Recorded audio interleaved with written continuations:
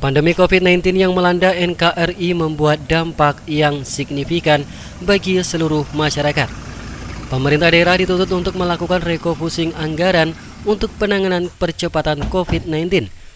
Kebijakan ini menuai kritik keras, pasalnya pemerintah melakukan refocusing terhadap gaji tenaga harian lepas. Dan dipastikan mereka tidak mendapatkan gaji selama 3 bulan. Pemerintah Kabupaten Nganjuk dalam penanganan COVID-19 harus melakukan refocusing terhadap mata anggaran yang telah disepakati bersama oleh anggota DPRD dituangkan dalam APBD Kabupaten Nganjuk tahun 2020. Meski menghisap anggaran miliaran hingga ratusan miliar rupiah, akan tetapi berbanding terbalik kepada hasil kinerja dalam penanganan COVID-19.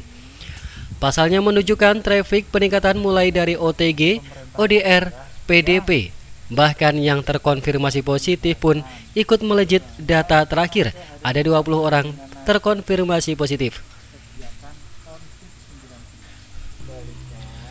Kebijakan yang diambil eksekutif untuk melakukan pemangkasan terhadap 5.550 THL menuai kritikan tajam dari Komisi 3 DPRD Kabupaten Nganjuk.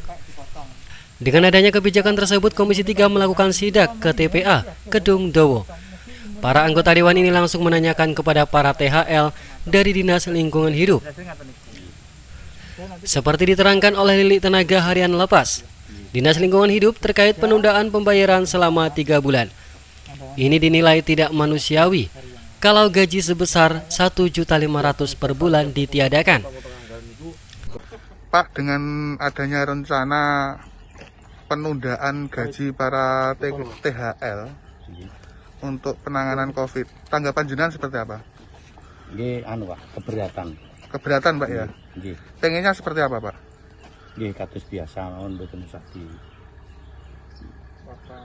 ditunda, mboten usah dipotong. Kalau misalkan terpaksa ditunda, apa yang akan jenengan lakukan nanti dengan teman-teman? Nggih, bingung, Pak. Apakah akan melakukan mogok kerja, Pak? Mboten. Tapi bingung niku mau utang tanggane nek kesuwen nggih dirasani mengke.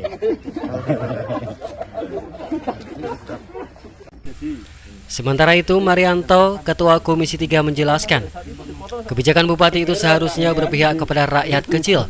Anggaran 58 miliar rupiah yang dipergunakan untuk membayar gaji para THL jangan sampai dipotong.